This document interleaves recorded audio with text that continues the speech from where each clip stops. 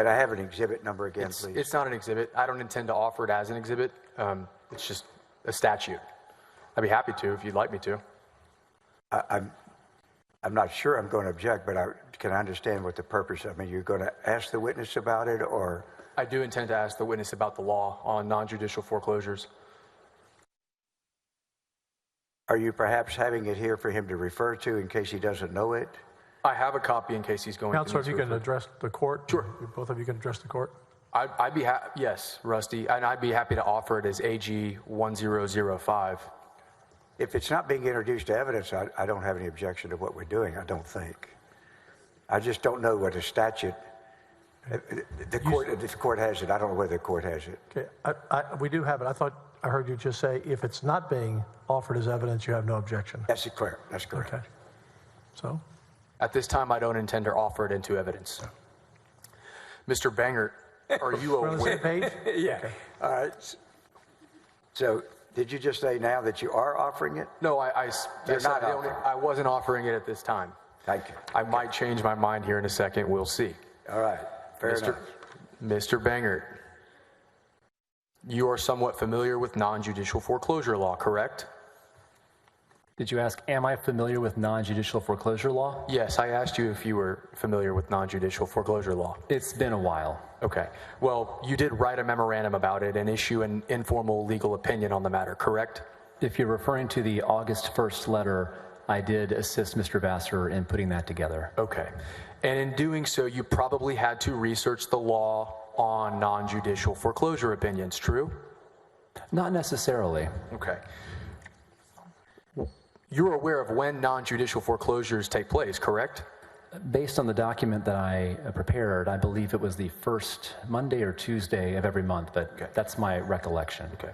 If we said it was Tuesday, would you agree with that? I would have no reason to disagree. Okay. Now, the fact that that occurs every single Tuesday, that singular Tuesday of every month, that's a reason that Ken Paxton could have said, Mr. Bangert, we need to get these done this weekend. True? Yes, that could have been a reason. Okay. And to be fair, Nate Paul is not the only person that had properties that were subject to potential foreclosures on that date, was he? I don't know for a fact, but it seems reasonable to assume there would be other properties that would have been subject to foreclosure. Okay. Potential homeowners, correct? Again, I don't know of any particulars, but it's entirely possible. So it's safe to say that it could have been someone that didn't have a job and didn't have money to pay their home loan, correct? I have no reason to agree or disagree with that. I don't know. Okay.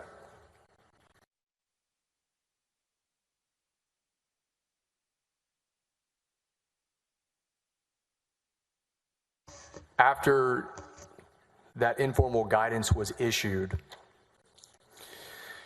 and to be clear, Eric, would you mind pulling up House Boards 119? That was not issued like a legal opinion was normally issued, correct? Are you referring to? No, I'm asking you personally. Which that was document? not issued like a formal legal opinion, correct? It did not go through the formal process. It was really... To the witness, excuse me, if you can just answer yes or no when you can. Okay. It was just a news post, right? Which document are you referring to? I'm referring to the informal guidance regarding the non-judicial foreclosure sales that you signed instead of Ryan Vassar. No. It was a post on the website, right? I believe it was made available to the public via our website. Okay. And if we look at House Board 119, you state, we compromised by urging that, we agreed to compromise by placing a short, noteworthy post on the website, correct? Yes, I wrote those words. Okay. Now, after that noteworthy post was issued, we're in August of 2020, true? We are in August of 2020, and I do think I need to correct the record on something just that a you yes or asked no me. question. Was it August of 2020? We are in August. Okay. You had no knowledge about anything to do with the renovations with regard to Ken Paxton's house at that time, did you? The knowledge I had would have been through conversations with Mr. Mateer via Mr. Wicker. You have no personal knowledge of that, do you? I did not discuss that with Mr. Paxton, nor was I at his house. You do not know who paid for the renovations to the Paxton's house? At that time, I was unaware of who was paying for the renovations. You don't know. You haven't seen any documents, have you? I have seen documents that include testimony from individuals who have described... It's a yes or no question. I have seen Have you seen documents that specifically show and prove who paid for those? Have you seen receipts? I have seen documents strongly suggestive of who paid for that. Okay.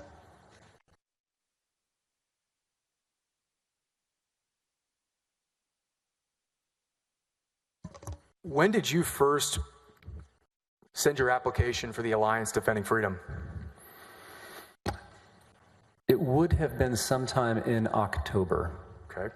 Was it prior to leaving the Attorney General's office? Yes, I was in conversation with ADF prior to leaving the Attorney General's office. So when you said earlier that what you did with regard to reporting Ken to the FBI, going to the FBI being a death warrant for you, it did not affect your ability to get another job, did it? It ended my ability to be employed by the Attorney General's office. Well, no, because you resigned. You didn't get terminated, true? I was constructively terminated. Okay. You submitted a letter of resignation, did you not? I did. And then you went to work for a company or a firm that you had already applied for, true? I did. All right.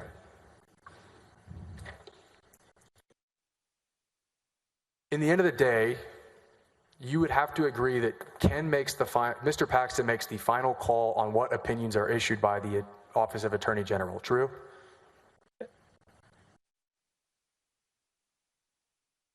I wouldn't put it quite that way. Well, he has to sign the document, doesn't he? Mr. Paxton has authority to make the final signature on the document. So in the context of a senator perhaps, if there's a piece of legislation that they don't like, or let me rephrase that, if there's a piece of legislation that one of their staff members does not like, and they want it to go through, the senator overrules his staff member, true? I do not know how the senators make their decisions. I can only assume that senators, much like statewide elected officials, have ultimate authority in their offices. Have you had any conversations with any statewide officials or legislatures regarding this case?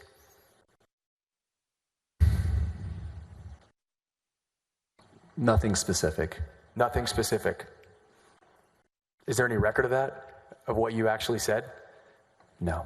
So it's kind of like your conversations with Mr. Hardin and the House Board of Managers? No.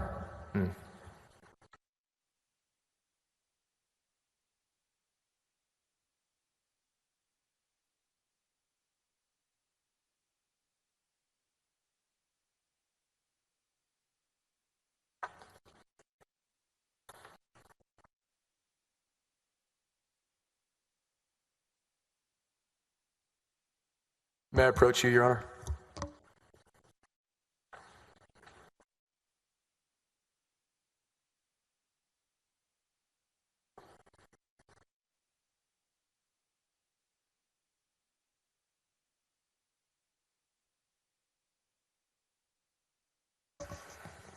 At this time, Judge, I would offer Attorney General's Exhibit 1004.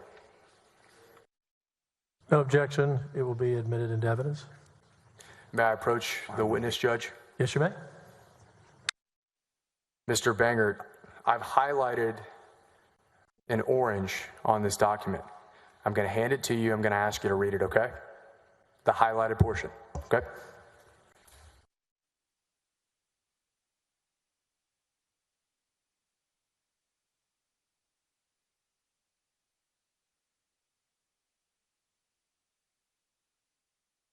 I want you to read it aloud, Mr. Bangert.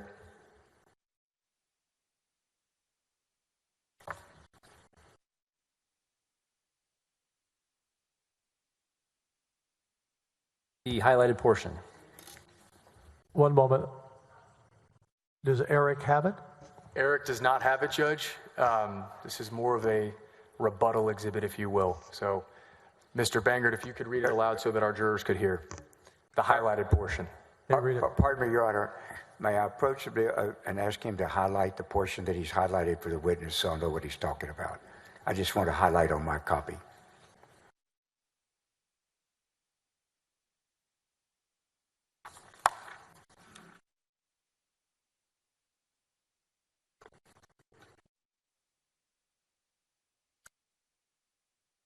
Thank you. Thank you.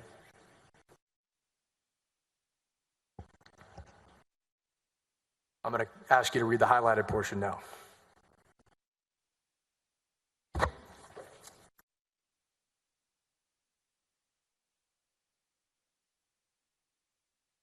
Aloud, Mr. Bangert. The highlighted portion states, accordingly, my administration, to the extent reasonably necessary to prevent the further spread of COVID-19, will take all lawful measures to prevent residential evictions and foreclosures resulting from financial hardship caused by COVID-19. That is an executive order issued by the Trump administration, Mr. Bangert. Were you aware of this executive order when you filed or sent Mr. Vassar that email on September 30th of 2020? Look at the date of the order. It's August 8th. I don't recall if I was aware of this order, but it was irrelevant. It was irrelevant? Yes. Okay. It was a week after you just issued an opinion with regard to foreclosure sales, was it not? It was 1 week after the August 1st opinion. Okay. But it's your opinion that it's not relevant to your summary of what happened on that foreclosure opinion you drafted? Completely irrelevant. Okay. I'll take that back from you.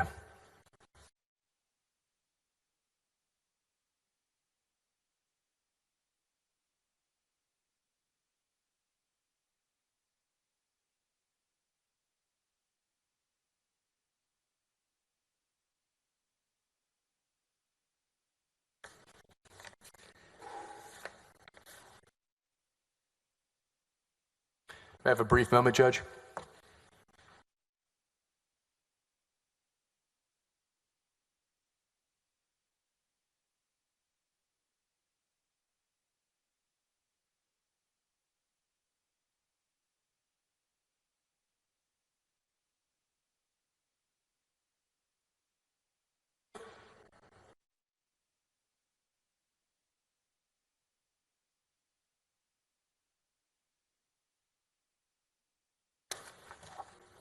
Point of inquiry, please, Your Honor. I'm looking at the record as it was. Maybe counsel wants to have an opportunity to correct it. I think he referred to the order in a question. That is an executive order issued by the Trump administration, Mr. Bangert. I suspect he meant to say the Abbott administration, but I just want to make sure the record is correct. I don't know which he meant. No, it's a federal order. I meant the Trump administration. Pardon me? It's a federal order. I meant the Trump administration. Thank you. Okay. I want to talk to you more about your representation by Johnny Sutton, Mr. Bangert. Was it after you ended your employment at the Office of Attorney General that you hired Mr. Sutton? I began working with him prior. You began working for him prior? I began working with Mr. Sutton prior to ending my employment, yes. Okay. You searched for Mr. Sutton on September 22nd of 2020, did you not? He was recommended to me. Okay. I can't recall searching for him on September 22nd. Okay.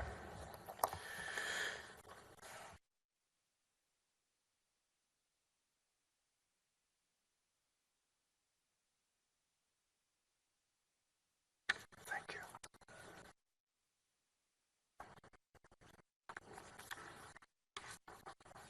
This time, Your Honor, I would offer Attorney General Exhibit 312. Any objection? No objection? It is admitted into evidence. Okay. Mr. Bangert, this is a download of your computer, and I'm going to approach you with it. I'm going to have you look at it and refresh your recollection.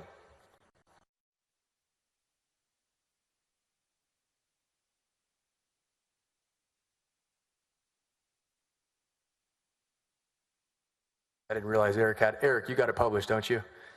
Okay, thank you. We see here on September 22nd of 2020 that you actually searched Johnny Sutton's law firm.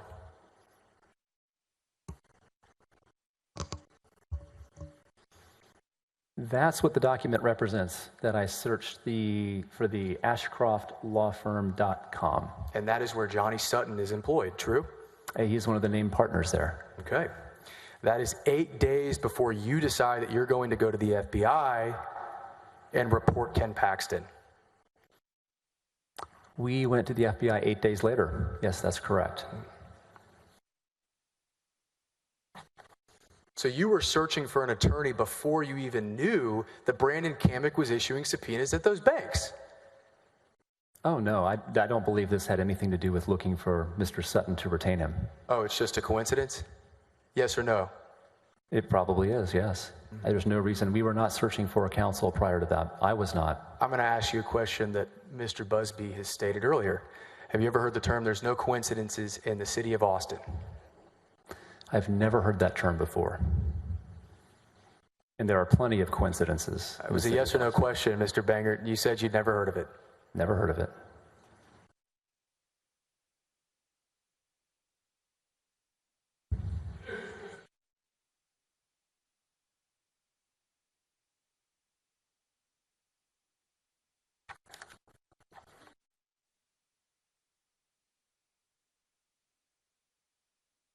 So September 30th, you guys go to the FBI, true? We did. All right. Now, that is before you become aware of a second referral made to the Travis County District Attorney's Office, true?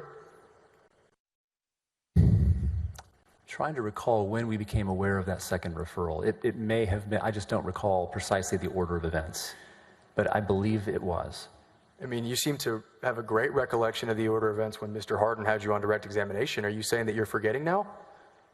No, I'm telling you that I'm trying to recall specifically when I learned that fact, but I did learn that there was a second referral. Okay. And it was after you went to the FBI? That is entirely possible, yes. Okay. And then the next day, that is when you guys decide to reach out to Ken Paxton, after you've already outed him to the feds, right? We reached out to him the next day. Okay, that's what I said. So that's a yes, right? We did reach out to him the next day. You were pretty active. The witness, but once again, witness, when you can answer yes or no, if you can, answer yes or no. I cannot answer yes or no to that question. I'm answering what I can. Okay. You were pretty active on October 1st. I was active on October 1st, yes. Okay. You guys, when I say you guys, I mean the executive level administration. You had a group chat going, did you not? We did. And you participated in that group chat, right? Yes. We heard you talking to Mr. Harden about some of the text messages in that group chat, right? Yes. And specifically, they were talking about a draft that was circulating between you and the other executive level attorney generals, right?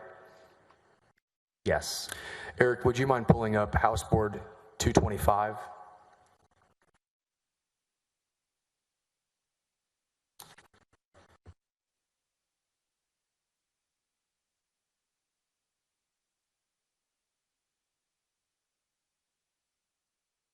And in that message, well, it's safe to say that the first draft that you all created did not go to the FBI, right?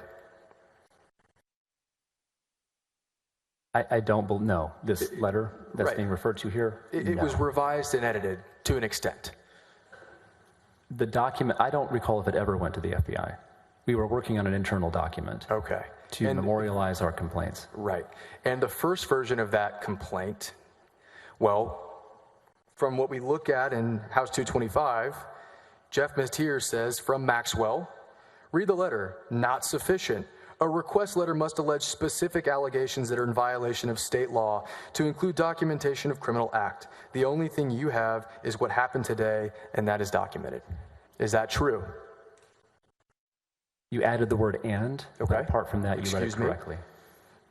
But that's what the text says, right? That is what the text says. with that addition. Presumably that's regarding the initial draft that you guys created to memorialize your complaint to the FBI, right? I don't recall specifically that that's what this was. Are you forgetting all of a sudden? Because you had a crystal clear recollection when Mr. Hardin had you on direct examination, Mr. Bangert. Do you not remember this? You're here to testify in the court of impeachment. Do you not remember the day that you went behind Ken Paxton back to the FBI? Do you not remember that? Sir, we did not go behind the Attorney General's back. Did you tell him you were going to the FBI? Yes or no? Sir, we did not go behind the... Mr. Bangert, I'm asking you yes or no questions. Did you tell Ken Paxton you were going to the FBI? Yes or no? I cannot answer that question with a yes or no. Witness, you'll answer the question. Yes or no, Mr. Bangert? Provided him with ample opportunity. That's not what I asked you. Did you tell Ken Paxton you were going to the FBI? Yes or no? We gave him ample opportunity. That's not what I asked. Objection non-responsive, Your Honor. I'd ask that he answer the question before him. Witness is ordered to answer the question, yes or no. Mr. Bangert, it's a very simple question. Did you tell Ken Paxton that you were going to go to the FBI? On September 30th, we did not. It's a yes or no question, Mr. Bangert. It's not yes or no. a yes or no. It is a yes or no question. Excuse me, sir. Your Honor, he said he answered the question, but because he was talking on top of him, he didn't hear it. He said on September the 30th, we did not. And he starts interrupting him halfway before, and the court reporter probably had trouble hearing. We did not. So I just asked him to let him finish what he's saying and not talk on top of him, if for no other person than the court reporter. You can ask the question one more time. Mr. Bangert, it is a yes or no question, and I want a yes or no answer. Did you tell Ken Paxton that you were going to the FBI?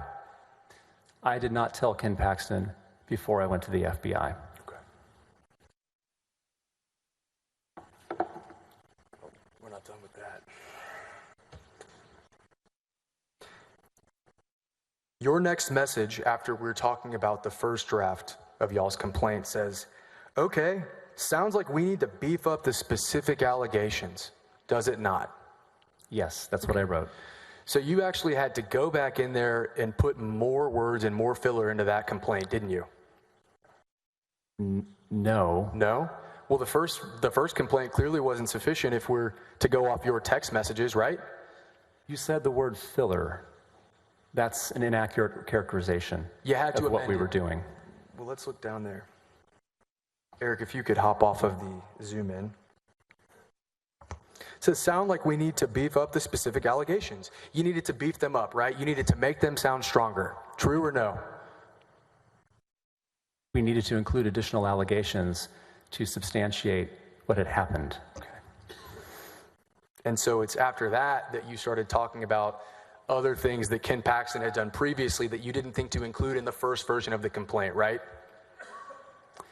I wouldn't put it that way. You wouldn't put it that way. And to be clear, this is all coming to fruition because Brandon Kamick is serving subpoenas on a bank. True? That was in part, but not entirely. And all the while, you didn't even know that the Travis County District Attorney's Office sent a complaint directly to Mr. Kamick that did not go to the Office of Attorney General. That would have been much more concerning if I'd known that.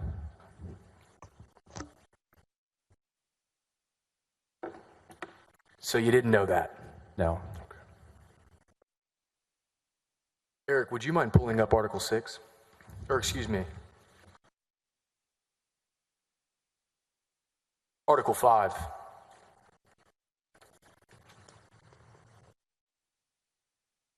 The allegation in Article 5 is that Paxton misused his official powers by violating the laws governing the appointment of prosecuting attorney pro tem.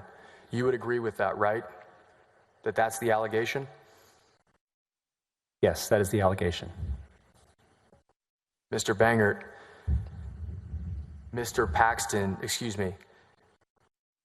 Brandon Kamick was not an attorney pro tem. True or not true?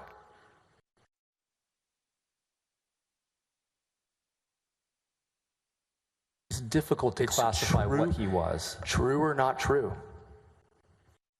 I don't personally believe he was properly ever appointed a prosecutor pro tem.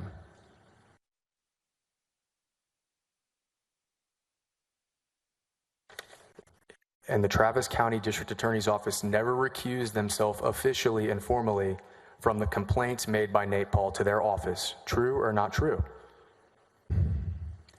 I'm not aware of any recusal. Okay. May I approach you, Your Honor? Yes.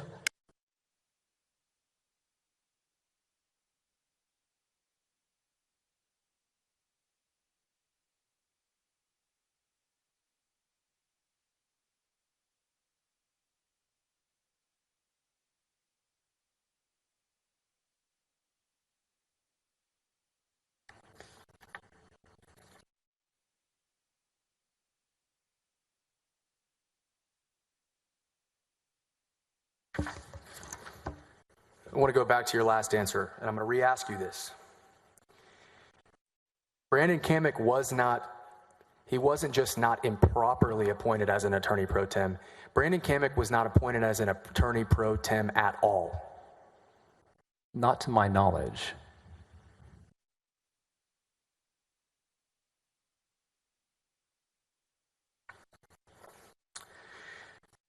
At this time, Judge, I would offer AG Exhibit 95.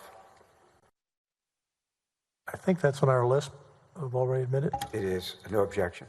Okay. It's already admitted. Thank you, Judge. Eric, would you mind pulling up the first page to AG 95? Mr. Banger, we talked about you being heavily active on October 1st of 2020, and you agreed, right?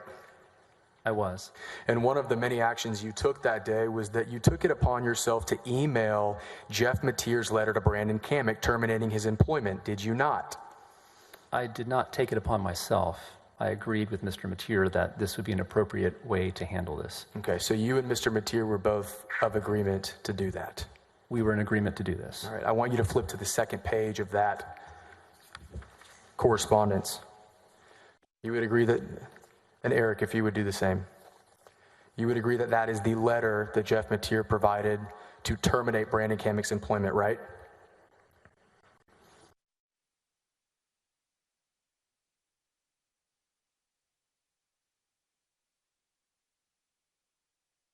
It's produced by the House, Mr. Bangert. Correct. I want to make sure that the word terminate is accurate here. We were told him to cease and desist. Third line, notice of termination effective immediately. Yes, we do say that. Okay. Yes. And just to be clear, you don't know all the work that Brandon Kamick put into that investigation, do you? At that time, I was not aware of what he was up to. And you were willing to just fire him without even thinking to pay him or compensate him for his time and his services as a lawyer? We terminated him in this letter and told him to cease and desist. Without even thinking about giving the guy a little bit of money for the time and effort he spent on this investigation? Yes or no? I would not put it that way. Okay. You didn't pay him, did you? No, we did not. All right. But the thing I really want to focus on, Mr. Banger, because you're a man that has attention to detail, right? I do my best. I want you to look right under that Attorney General seal at the top of that exhibit, okay? Do you recognize anything that should be there? It's been several years since I worked with letterhead. It has the seal of the Attorney General's office there. How about your boss's name? You see that there? His name is not here, no. Yeah. You went ahead and sent it without his name, didn't you? I'm trying to recall. I think there was a version. You're looking at the letterhead document, Mr. Banger. Excuse me, he's trying to answer the question. Can he please let him before he jumps? Overruled. You're looking at the document. Is Ken Paxton's name on that document you sent to Brandon Kamick or not? His name is not on the letterhead, no.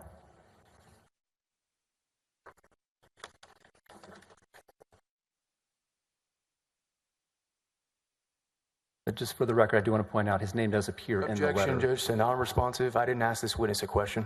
Sustained. And I'll pass Mr. Banger.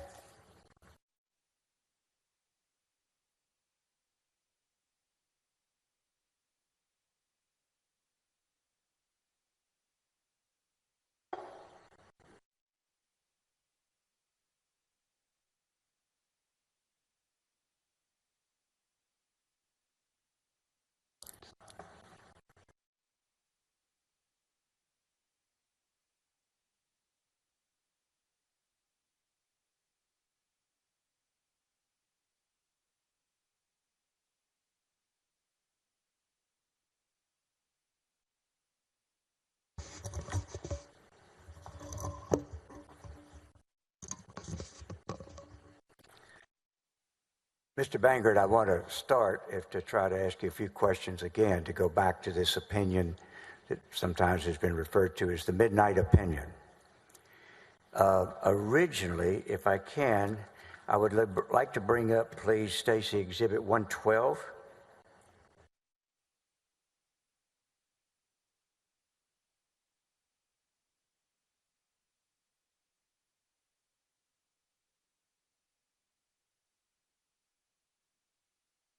Now, can you look at this and determine and help me out and tell me whether or not this is the original draft that y'all did on and presented to the Attorney General on that Saturday afternoon?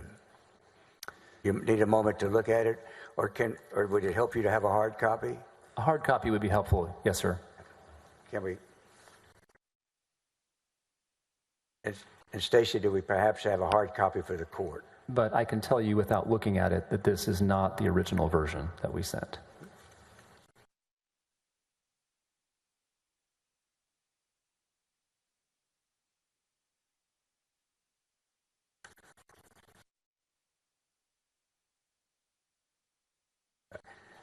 Now, let me follow up on what your observation is.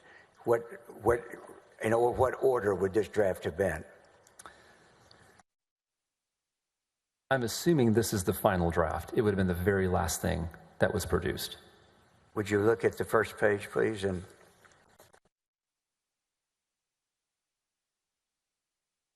the last page, if that helps you. No,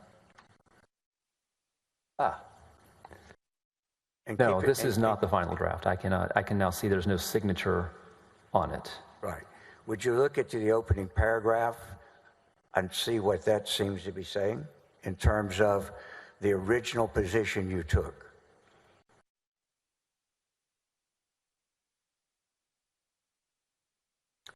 Yes, this refreshes my recollection. Pardon me? Yes, this does refresh my recollection All as to right. that. And now that you look at the language in the first paragraph of Exhibit 112, what does that tell you in terms of which draft or order it was? This was one of the early... Now, let me tell you a problem for you to keep in mind. When you look to the left for the iPad, there you go. Perfect. There you go. There we go. All right. Yes, this was one of the early drafts. And in the first paragraph, would you look at the sentence that begins with "we conclude"? Would you highlight for me, Stacy? Would you highlight for me, Stacy? Read this paragraph out loud to the jury, please. Yes. We conclude that a foreclosure sale of residential or commercial real property constitutes a service to which no occupancy limit applies under Executive Order GA 28, and local governmental bodies therefore lack authority to restrict in-person attendance at these sales. All right. Now, at that time, what was the legal basis for you concluding that there wasn't a restriction and that it could be conducted? It was GA 28, the governor's order. All right. And what was it about GA 28, the governor's order? And I may have a copy there. I couldn't locate it on my desk. If somebody finds it, they can bring it up to me. But what was it about the governor's order, and when was that order, that you concluded would allow essentially the foreclosure sales to go forward, particularly outside? Thanks. Thank you very much. Yes, there were a number of exceptions in the governor's order to in-person gathering restrictions. With the court's permission, I'm going to mark this as an exhibit number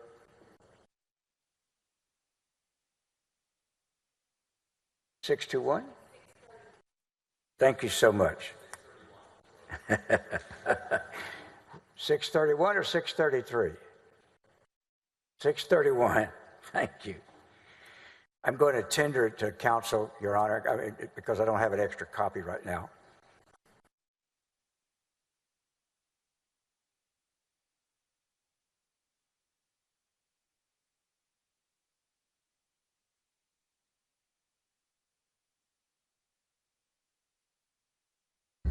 No objection, Judge. 631 shall be admitted into evidence. Thank you, Your Honor. Do we have a copy by chance for the court to have up there? Always nice for the court to have a copy.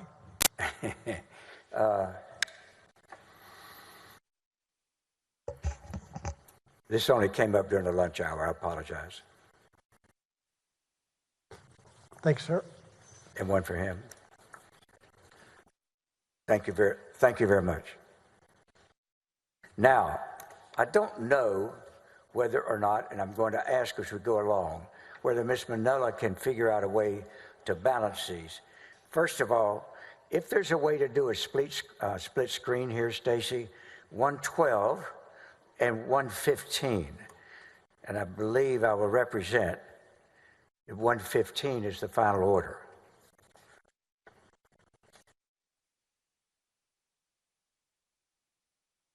And I believe 115 is in evidence.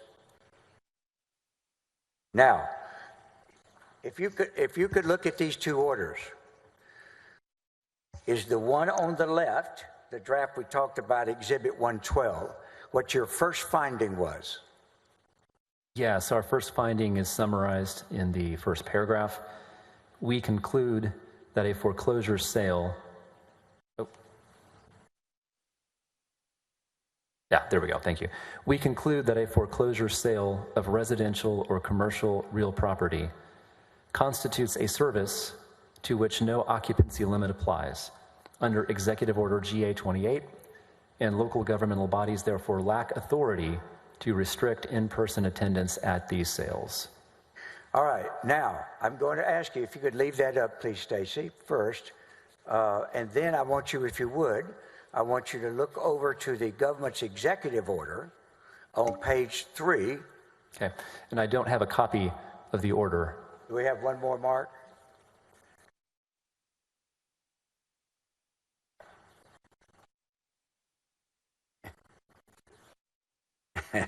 No. Thank you, sir. Thank you.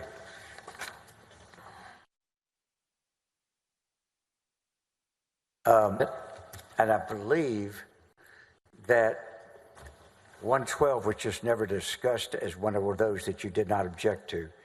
I want to tender it to you again to look at. I just looked to make sure. I'm told that 112 is not in evidence, and I apologize. The headlining is not. This is the original draft they proposed to him. No objection, Judge.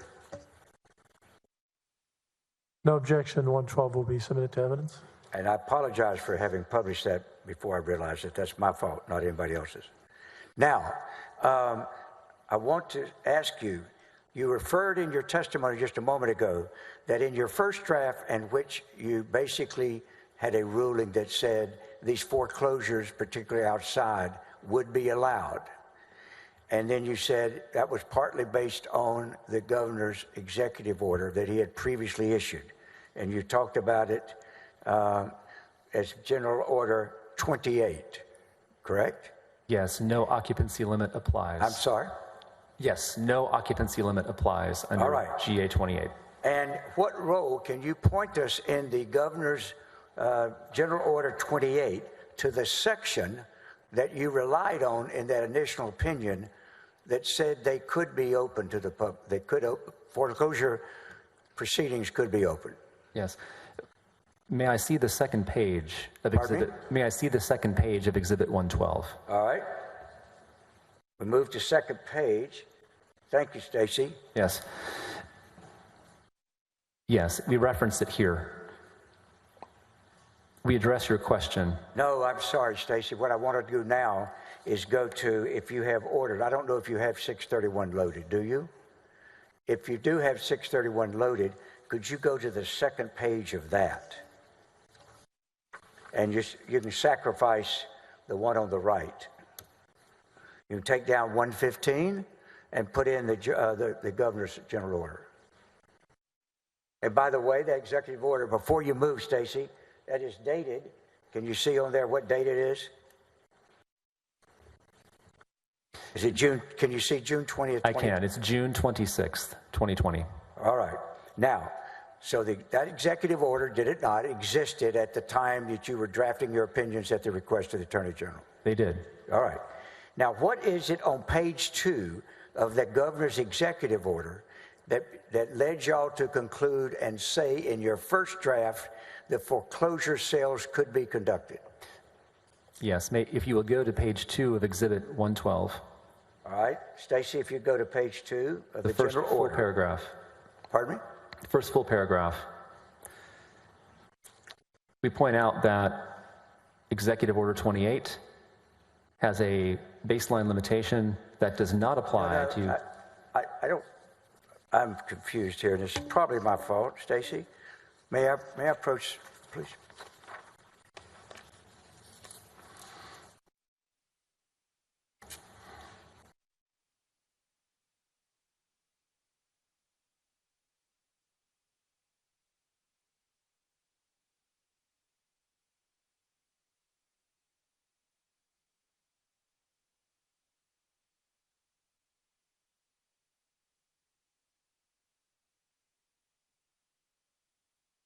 As usually, Ms. Manello is more on top of it than I. You directed me, and it's my fault, you directed me to page 2 of Exhibit 112. 112, your initial draft opinion. The initial opinion. And I was trying to go over to the governor's order. But let's yes. stay with 112 first. Okay. So now, Stacy, let's put up 112 and the governor's order. Those are going to be the two on the screens. Go ahead. All right, tell me what it is about 112 that you think is relevant to what we're saying. Yes, this paragraph that is highlighted, All the right, second you're moving paragraph. away from that microphone. You got to move it to Yes. There you go. The paragraph calls out the executive order's baseline limitations on gatherings. It then says this limitation does not apply to any services listed by the U.S. Department of Homeland Security's Cybersecurity and Infrastructure Workforce version 3.1 or subsequent version. CISA guidance is how we referred to that. Among the services listed in version 3.1 of CISA are residential and commercial real estate services, including settlement services. And then if we go down to, Yeah. you go down to about a sentence or two down there, you say, do you not? And there is no better indication of that intent than the words that are chosen, correct? That is correct. All right, now let's stop there and let's go over to the second page of the general. And by the way, could you just explain to us lay people what CISA is, C-I-S-A? What does that stand for? It's the Cybersecurity Infrastructure Workforce. CISA is I'm trying to recall exactly what that acronym stood for, but there was a guidance document issued by an agency within the federal government that called out essential services and infrastructure that should be exempt from COVID limitations. Okay, so for us lay people, essentially, are you saying that you are going from your draft that you did to show why the governor's proclamation or executive order would have exempted it as far as you were concerned when you dropped the original draft? Is that right? That's exactly right. We were trying to demonstrate, and we did demonstrate here, that a straight application of the governor's executive order excluded these types of foreclosure sales from limitations. All right, stay with me. I don't want to tell everybody how to build a Swiss village when we're trying to just do what time it is. But if we go to page 2 of the governor's order, where in there does it point people to the legal basis you made for your original order? Paragraph 1A. Stacy, can you, on the left, can you do 1A? Thank you. Can you highlight 1A for me? There you go.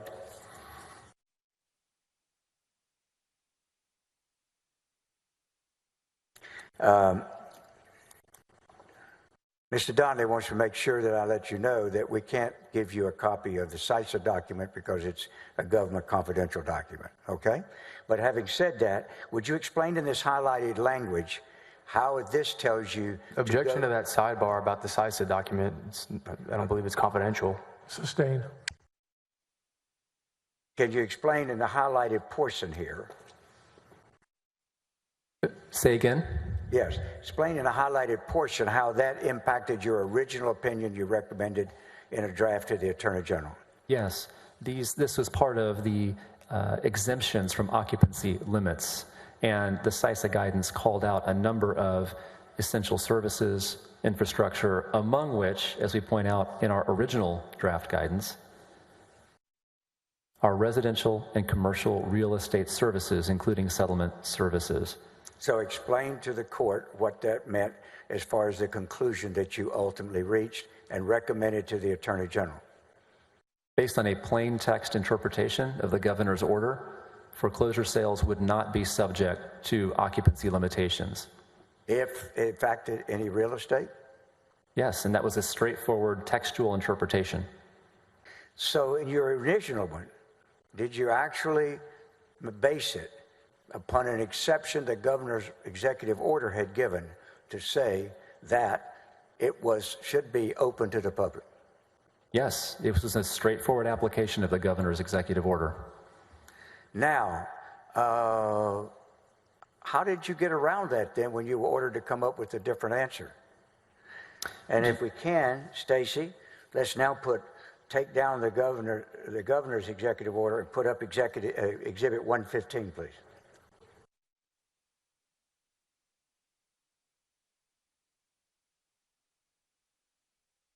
Now, tell us what it is about what did you do that, since you had based it on a specific reading of the governor's statute, and now you're being asked to give an opposite view?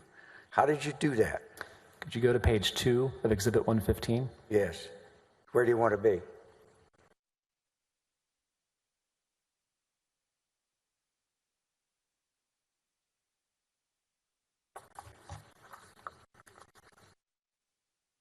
If you'll look at the third paragraph.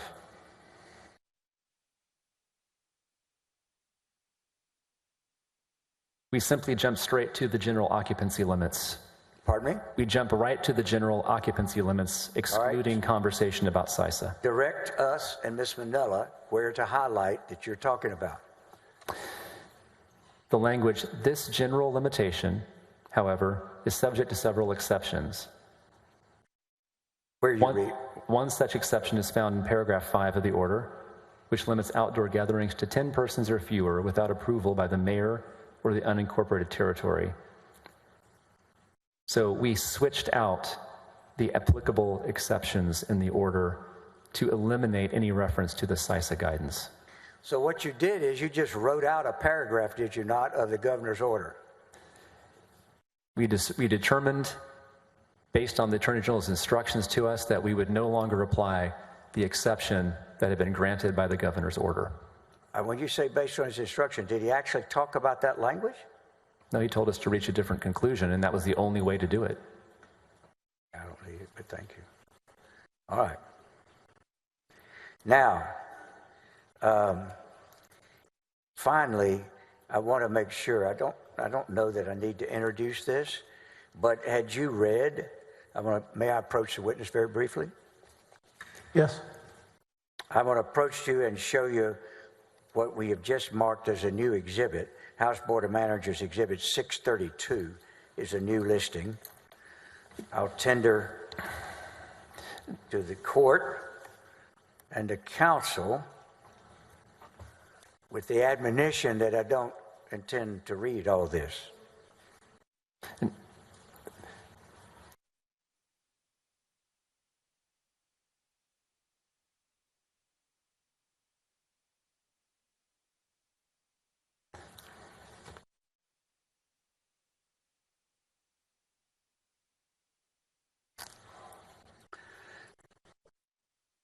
So my question to you, though, without having introduced it yet, I will actually make it for ease, move to introduce it. We move to introduce House Board of Managers Exhibit 632.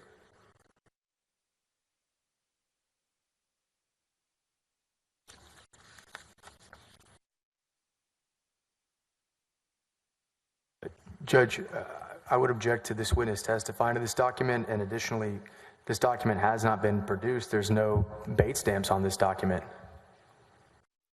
No, that's certainly right. It has not been produced. We never foresaw this issue. So we've just gathered this during the lunch hour and printed it out here, and we've tendered it to him. Whatever his position is fine, but he's certainly right. It's never been produced. We did not foresee this issue. It's a 40-page document riddled with hearsay, Judge. It's a government record. I think probably stands on its own. It's a public government record.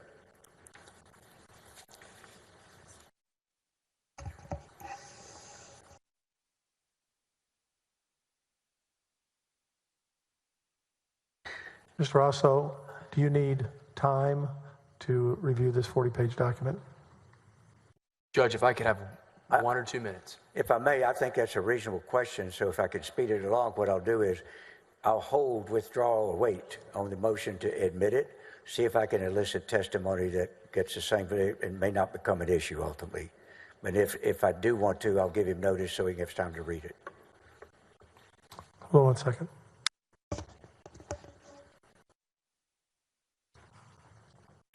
Judge, we're ready to go. All right. Thank you. Now, Do you withdraw the objection then? No, Judge. Judge, may we have 5 minutes to just look through this document real quick? Okay. Yes. fine. We'll stand at ease for 5 minutes.